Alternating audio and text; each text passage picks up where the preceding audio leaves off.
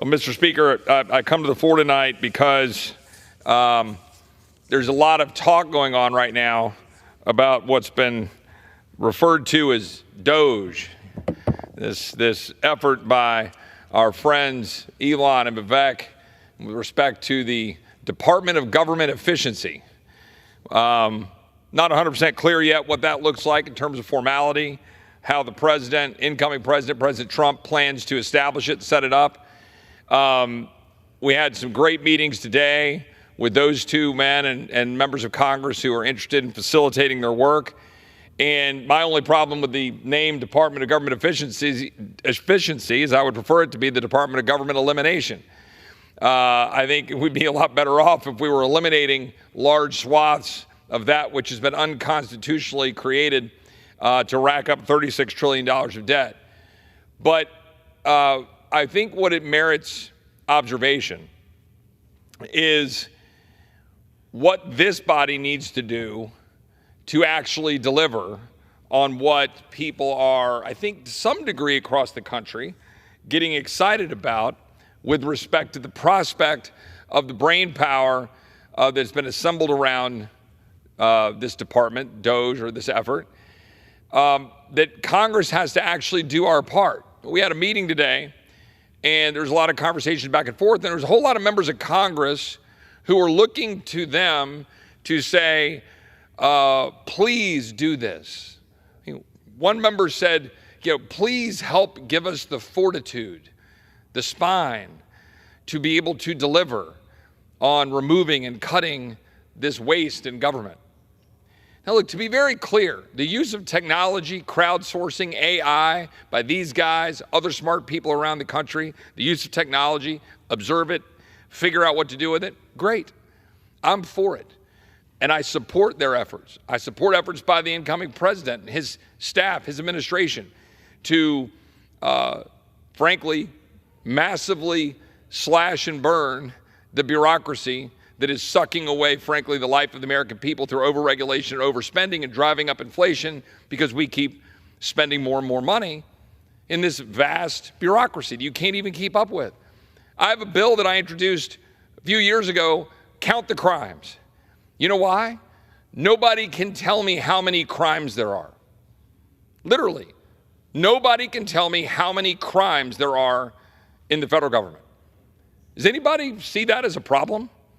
We literally don't even know how many. Forget, cataloging them all, organizing them all, figuring out how much of them are repeated or overburdensome or perhaps out of line. We don't even know. And I can't even get that bill through the committee and down to the floor. What, members of the body don't want to know how many crimes there are so we can maybe go observe and try to do something about it? On this score is where I believe Elon and Vivek can add massive value. They don't necessarily need us to pass something to go count the crimes. They can just use technology, AI, crowdsourcing, work, and put a whole lot of effort into doing that. Because frankly, a lot of people don't understand this. We're pretty short-staffed here as it relates to our offices on Capitol Hill, dealing with constituent services, dealing with the stuff we deal with all the time. So having an army of people and being able to leverage that is going to be really important. But now let's cut to the chase. The fact of the matter is, too many members of the United States Congress are all too excited to hide behind Elon and Vivek to do the work they're supposed to do. That's the truth. I saw colleagues go into the mic thanking them, oh, please save us from the scourge of bureaucracy. Well, what the hell is our job? We actually do have separation of powers. We actually are Article 1. We actually do have the ability to use the power of the purse to constrain the Leviathan and the executive branch. We just never do it, ever. And if we dare try, oh, the scorn, oh, the look from your colleagues when you dare come down and object to a consent request, as I did for $19 billion, seems trivial now, doesn't it? $19 billion in 2019 for Hurricane Harvey relief, predominantly, heavily in my home state of Texas. Unanimous consent request was being offered on the floor. I was at the airport.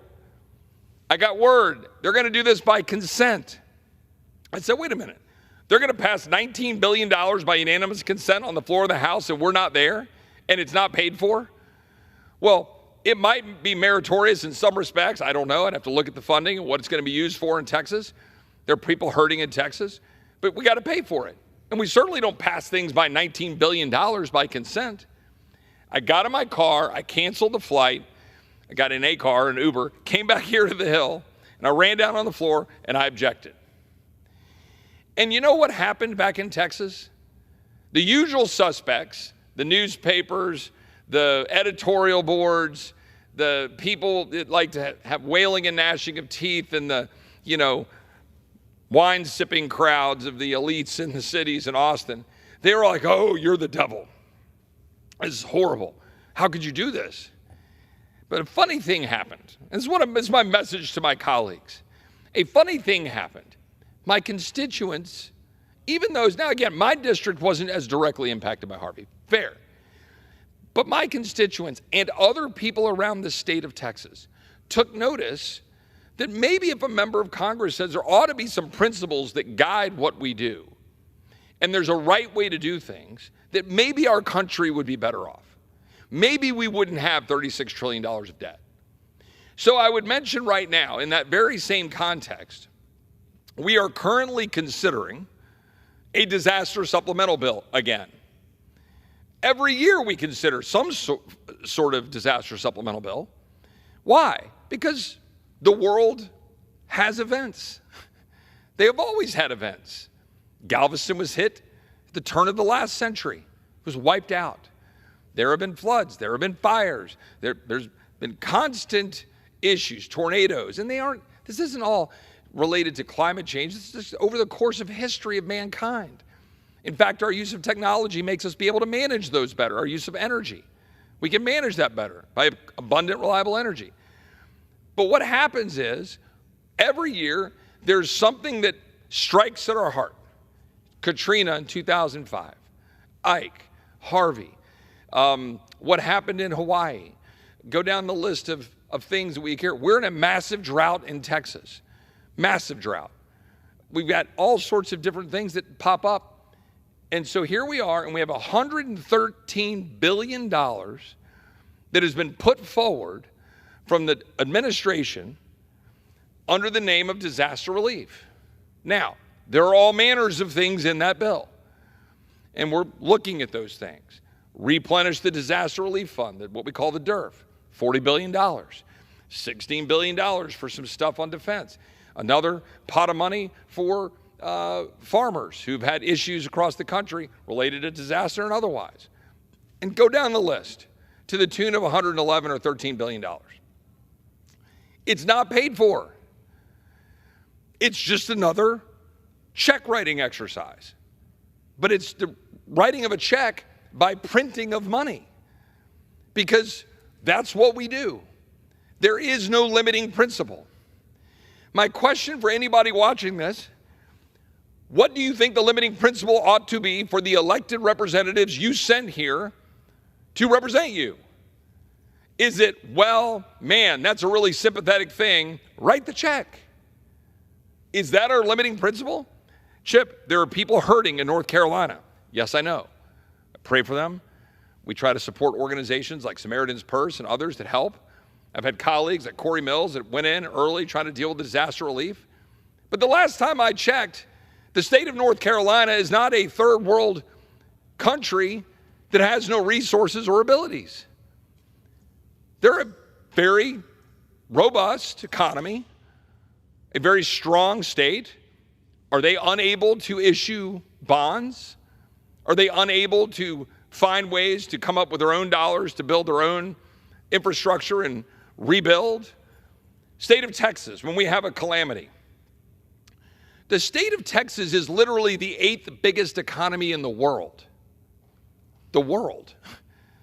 Just Texas is the 8th largest economy in the world. Other than immediate disaster relief using the resources of the National Guard or the resources at FEMA, when you have an actual emergency where you've got to move people, help them, deal with being in floods and We all help each other out. Send the resources. Yes, governors, go help. But we're now a month later, 2 months later. Why is the state of Texas not able to deal with the disaster? Are we unable to deal with it? I mean, we have almost I think, $400 billion biennial budget, i.e., roughly $200 billion a year budget in Texas. So are we not, at least Texas, the 8th largest economy, are we not able to deal with disasters? I think we can. I think most states in this country can. I think most of us can do what we need to do. The federal government doesn't need to be an ATM, but that's what we're turning it into. If there isn't a limiting principle on printing money, then how can Doge be successful?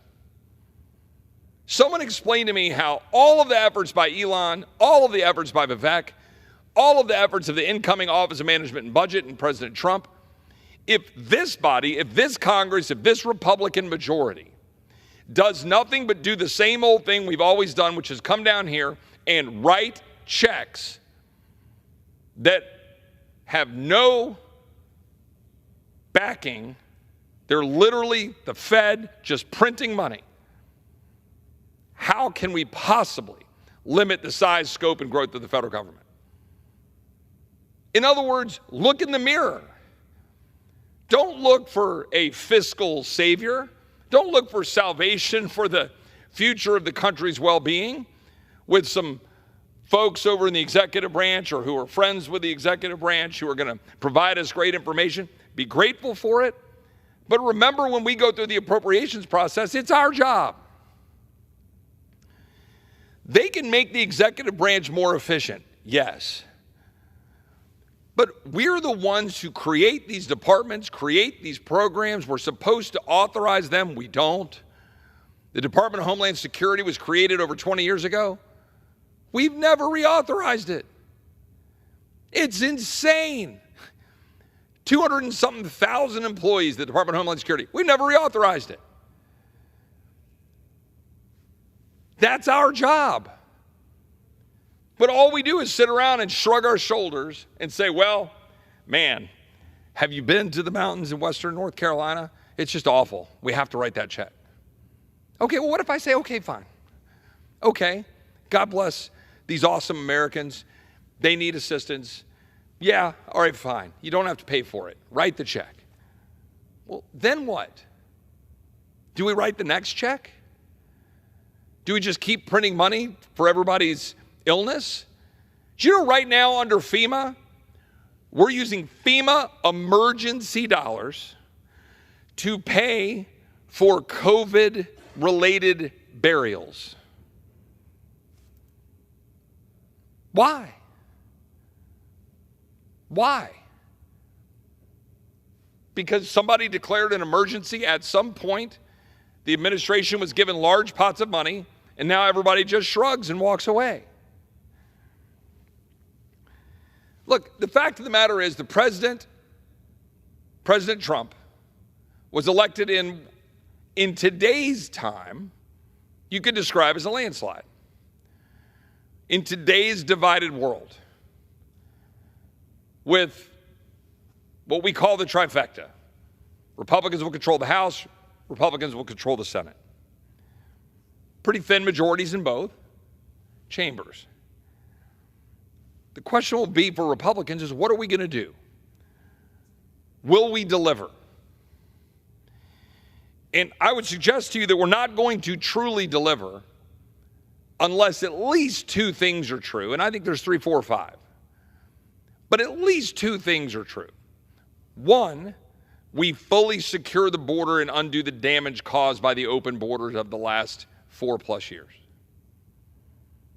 And two, we stop spending money we don't have.